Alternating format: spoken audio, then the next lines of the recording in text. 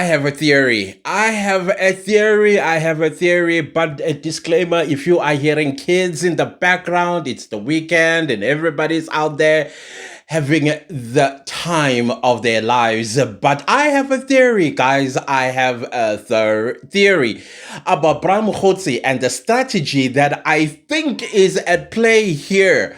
So let's recap about Mogotsi. You guys already seen the videos of his arrest yesterday, but let's go to October 3rd, 2025, for when we wake up one morning and we hear that Mogotsi's vehicle, a Chevrolet, was pew-pewed multiple times, and some of the gun, what you call those things? Marks, they show that the bullets would have also hit somewhere around his chest and stomach, but there comes Mogotsi. We don't know how he managed to survive all of that. So, of course, the police jumped onto this matter. Now, you must remember, when this happened, it happened right before he would take the Madlanga Commission of Inquiry stand as a witness. I mean, he had made promises and lied to South Africans, and some of us even said, protect Mogotsi because he's going to sing like a canary. He's going to paint us this picture about the Big Five and what actually is going on in South Africa. So all it was, in my opinion, to avoid or at least delay his appearance at the Madlanga Commission of Inquiry so that the big cartels and everyone else that might be implicated or has been implicated in the Madlanga Commission of Inquiry, they have enough time to shred whatever it is they needed to shred. Little did he know that the Madlanga Commission of Inquiry had a time frame, that this is a 3-month thing and everybody needs to get themselves onto that hot seat, whether they are sick like a dog or not. But they needed to get themselves on that hot seat whether they liked it or not. So obviously, subsequently, Mogotsi take to the stand, and one thing only that he tried to drive at the Madlanga Commission of Inquiry is that he is a spy. And then I was like, a spy that shoots, well, we didn't know at that time, but hey,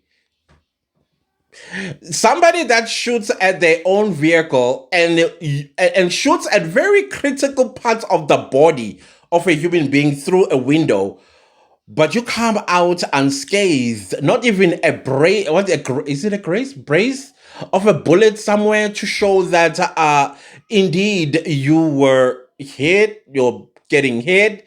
Anyways, that's what we came up with, came back with, that he's a spy, and everything else just did not make sense. Now, of course, he needed to come back again for his final testimony at the Matala Commission of Inquiry because he did not finish his testimony on both occasions, and then he needed to wrap it up yesterday at the Matala Commission of Inquiry. But because he did not want to appear again, the strategy, which I'm going to tell you about a little later in the video, he then lodges another Stalingrad tactic by making an application to have senior counsel Matthew Chalskelson to recuse himself as the evidence leader. Because now we are learning what was the merit of this particular recusal application. It turns out that there were some fabrications, as we have found out during the application, that Mogotsi had staged, making Matthew Chalskelson look like a very dodgy evidence leader in the Commission of Inquiry. And you can also tell that the whole purpose of this application and the accusation in the application of Matthew Chalskelson was to discredit the entire Commission of Inquiry, not only for biasness, but also lacks credibility on anybody that has been implicated, including himself. But here's the big picture for me, who is actually being protected here. So before I get to who is actually being protected, there needed to be some sort of a discreditation trail that was created by Mogotsi. So Mogotsi calls Matthew Chaskelson and says, "Hey buddy, I can help you with your case against Karim." Now, you know who Karim is, right? We'll get back to Karim. And Karim had made some accusations. He says he threw him at. Karim throws Mogotsi under the bus, and Mogotsi is like, if you are going to sing about my name, I better sing about your name too, to the evidence leader. So back and forth, they have a conversation for 3 minutes on the phone. And in the conversation, they agreed that they were going to meet at some point face to face so that Mogotsi, who says he has dirt on Karim, and so that Chaskelson is assisted with the truth about Karim. So indeed, Matthew Chaskelson goes to the meeting point with the investigating team of the Matala Commission of Inquiry. They sit there, I believe it was 10 a.m. on the 9th, if I'm not mistaken, 9th of March 2026. But Mogotsi was no show. So of course, what is going to happen when you are supposed to meet somebody, it doesn't matter who the person is. You will do the courtesy of being concerned, and then you will dial this individual and ask them, "Hey, do you remember we're supposed to meet?" But what Mogotsi does when Chaskelson makes a phone call, he does not respond. He doesn't answer the call. So he is creating an impression that it was Chaskelson that initiated the call. So he knew that if he is going to ignore Chaskelson's call, at some point during the day, he is going to call once again and make a reschedule or rearrange the meeting. And of course, Chaskelson falls on that very trap. And he calls again, and then Mogotsi picks up this time around, and they agreed that they are going to meet now at 2 p.m. on the same day they were supposed to meet. And indeed, 2 p.m. comes, and guess what? Yeah, Chaskelson had to make yet another call. And so what does Mogotsi do? After they have the WhatsApp conversations and missed calls and all of that stuff, he takes all of that, he screenshots the phone call from Chaskelson to him at 10 a.m. on the 9th of March, and at 2 on the same day, the 9th of March. So, of course, what Mogotsi does, I don't know if he's a smart spy, or maybe he thinks the way I also think. You know how somebody will send you a WhatsApp and maybe they change their mind about what they said, and then you see deleted message? I think that's what he thought he was doing, because myself, when I accidentally send a message that was not meant for somebody and I try to delete it, turns out I only deleted on my side but not on the other person's side. But even if it was so, where it was deleted on his side and Chaskelson's side, Ntlanhla Mkhwanazi said once, "If you delete, we retrieve." I don't think he's listening to Ntlanhla Mkhwanazi at all. Mogotsi. So he presents that and he calls it harassment from Chaskelson, because Chaskelson had made an offer to him that if you give me false dirt on Karim, I am going to protect you from any adverse outcomes of the Madlanga Commission of Inquiry. I rolled my eyes when I heard that. I was like, this is such a lie, and it's such an obvious lie on top of that. And Chaskelson, of course, represented by Advocate Hasim, who did a brilliant job, by the way. So she took the WhatsApp messages and the phone calls and the deleted messages. What were those deleted messages were saying? I don't think we actually got to it, but it had something to do with him saying that he's got dirt on Karim, etc., and so on. Now, it was proven that it's all a lie. The application, of course, was an attempt to, for me, it's not to delay the Madlanga Commission to hear Mogotsi is hearing, but it is a way of protecting. Yeah, now we're bringing in my theory, Karim. It is also interesting, just like how Brian Mogotsi on the 3rd of October 2025, he gets choo-chooed, and that's the day before he appears at the Matala Commission of Inquiry. And then we hear that Karim, he was at the gym, he grabbed his heart and said, "Oh my gosh, I think I might be having a heart attack." And then he's taken to the hospital. I don't know what's his condition right now, and I do not also want to invalidate his heart condition. Maybe he does have one, but it's all suspicious in my opinion. And now, why is Karim to be protected from coming back to the Matala Commission of Inquiry? Why all these drama and cinematics about Karim's appearance at the Matala Commission of Inquiry? Remember when he was supposed to appear, he made an application. The first application was about religious holiday, and was it a religious holiday? It wasn't a religious holiday. It was Ramadan. And when that was done, and then they made another application to delay the process even further. They got that postponement, and the third time, a whole drama at the Matala Commission of Inquiry to try their level best not to have Karim take the stand. But unfortunately, that application failed, and Karim had to take the hot seat. And when he took the hot seat, there's several things that he took out. Number one, the 10 million rand that he loans Kat Matala for his SAPS tender while he was waiting for the 360 million rand. But he doesn't write a contract to say when this money is going to be paid, how it's going to be paid, and when it ought to be paid. No, he doesn't do all of those things. And on top of that, he makes no effort when Kat Matala is failing to produce what he had promised. He says nothing. Absolutely nothing. Then in my head, I'm thinking, if you look at it, the billions of rands that are being stolen, in my opinion, I'm not saying this is a fact. I'm just rubbing my two IQs here. Oh, I haven't said that in a long time. I'm just rubbing my two IQs here that the money that is being stolen from government, that money needed to go somewhere. It needed to be banked somewhere or stored somewhere, because they cannot be stored in cash.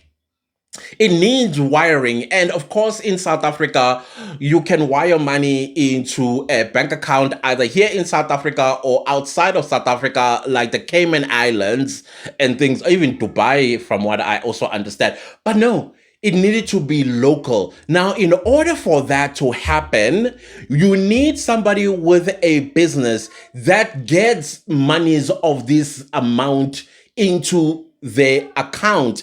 And boom, a Northwest businessman, Karim, he may be the one, and he is going to be the ATM for all these corrupt politicians and their cronies whenever they need to live a flashy lifestyle, or when, goodness gracious me.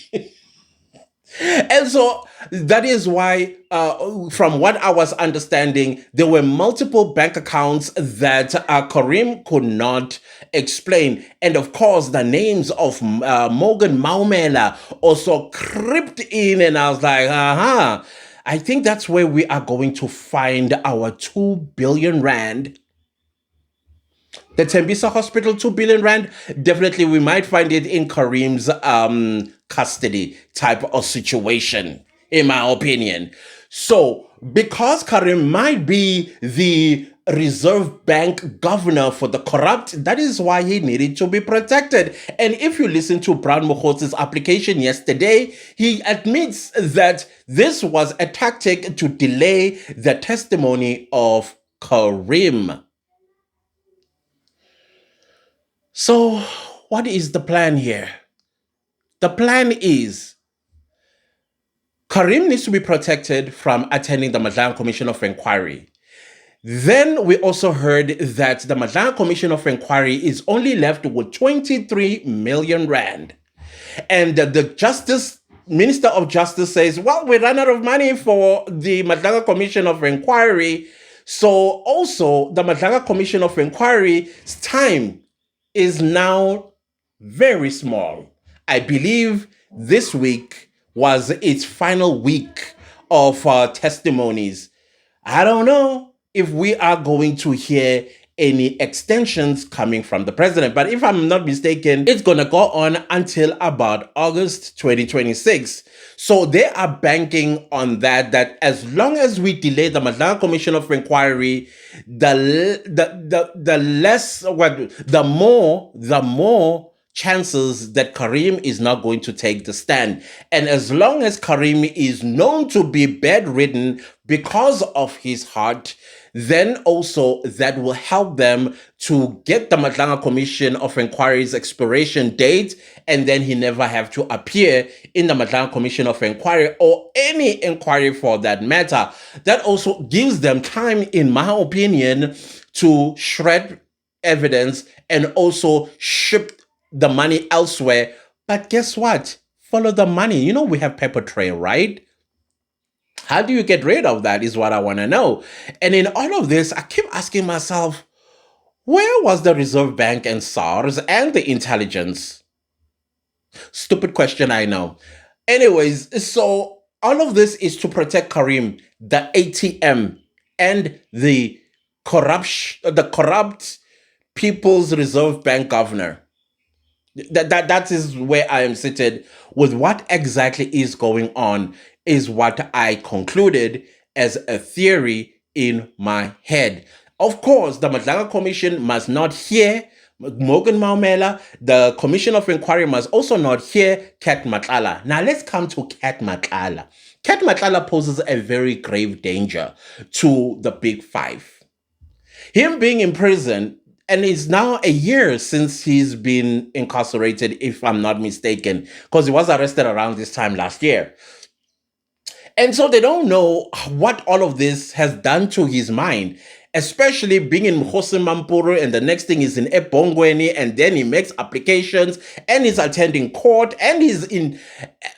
When he was in Mogotsi Mampuru, remember, he was caught with a cell phone. The cell phone, a lot of things were also discovered from that cell phone, including it was 17 missed calls from Becky Tyler and all of that stuff. So that those stuff were confiscated. But I don't believe it ended there. I think Kat Matala continued to enjoy privileges of being Kat Matala and politically connected, and he would get people coming to visit him at any given time, taking orders. Probably he's also instructing them, getting television to watch so that he can follow all the commissions of inquiry, including the ad hoc committee, so that he can draft his own defense type of situation. So when I think that was discovered, that's when he was taken to Ebongweni. Now, being at Ebongweni, it meant for Kat Matala blackout. He would not know what's going on the outside world.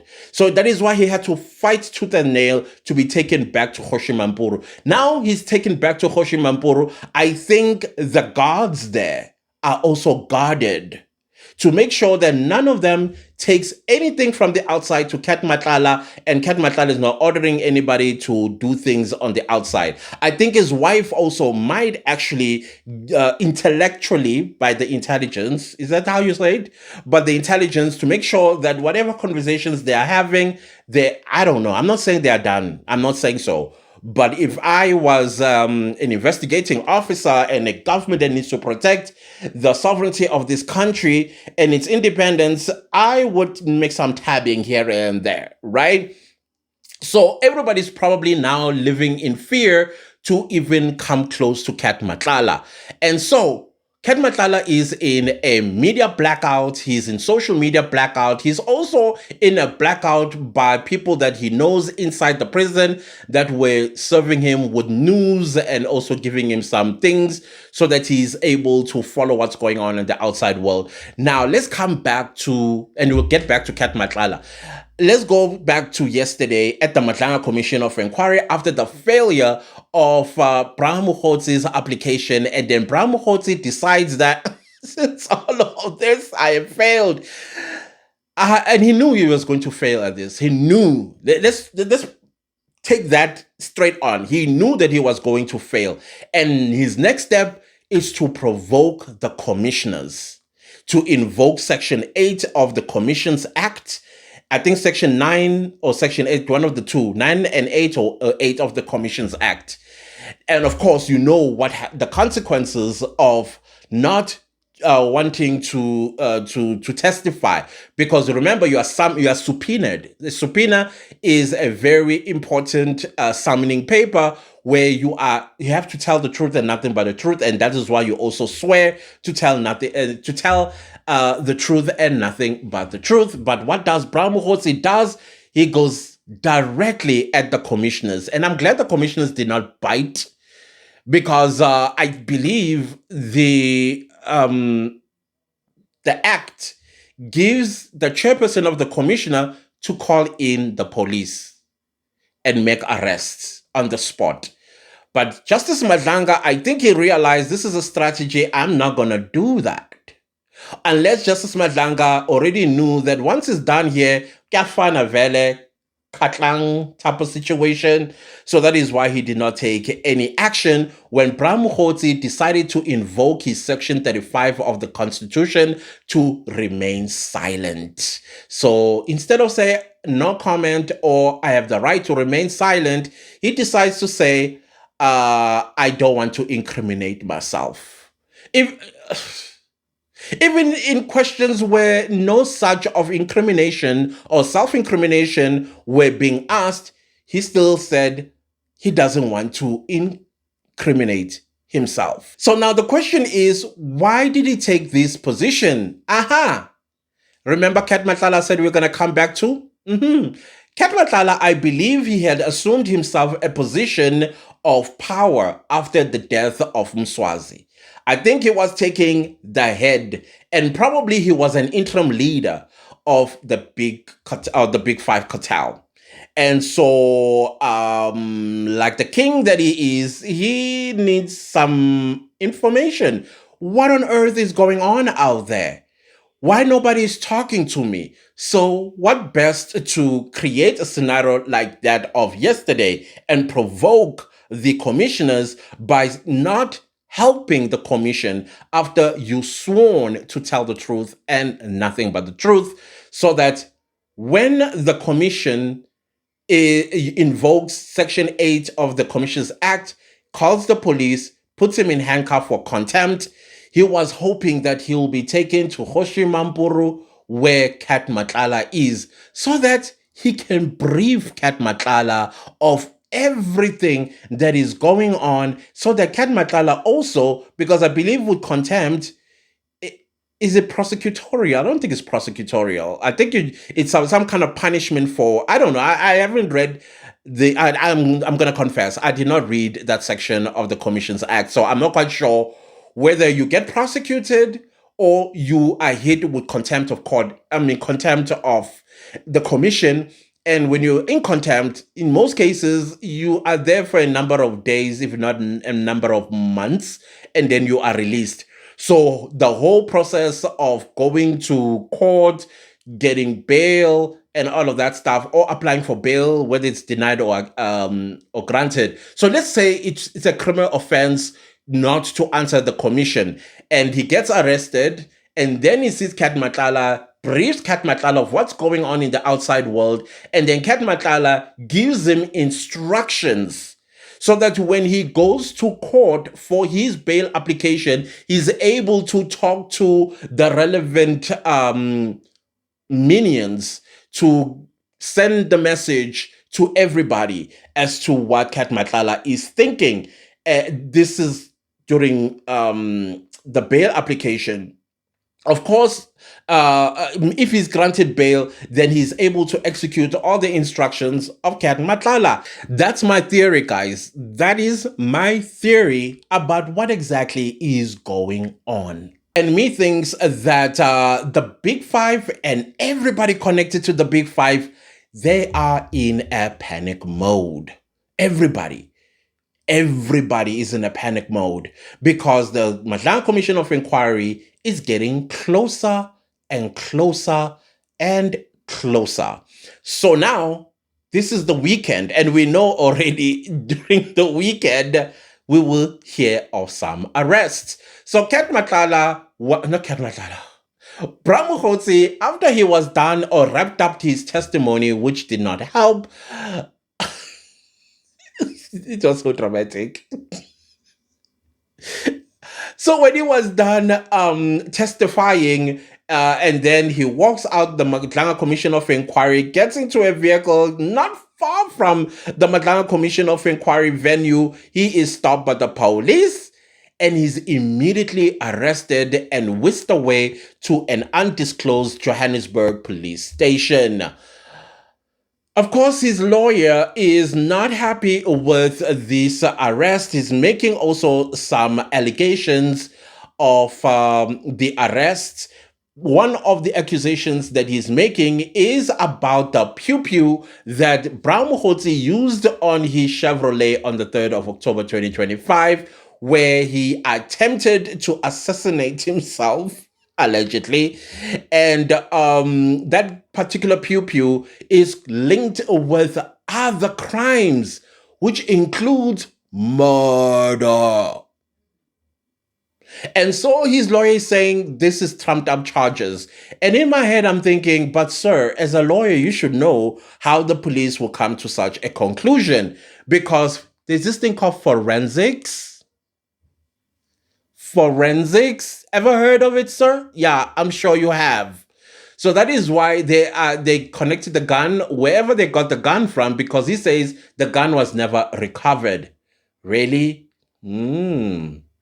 The police are quite smart. And in my head, I think that the gun that was used to attempted assassination was taken from a SAP-13 store, in my opinion. You know, kind of like what's going on in the sense of Meyiwa. The eyewitnesses said it was a running revolver. Is it running or spinning revolver pew-pew? And suddenly, out of the blue, it's a 9mm. And that 9mm, from what I understand, it was taken from SAP-13 store, and then it was slapped on the Senzo Meyiwa case, and that is why suddenly we have a bullet head that was found on top of the kitchen scheme at Kelly Kumalo's house.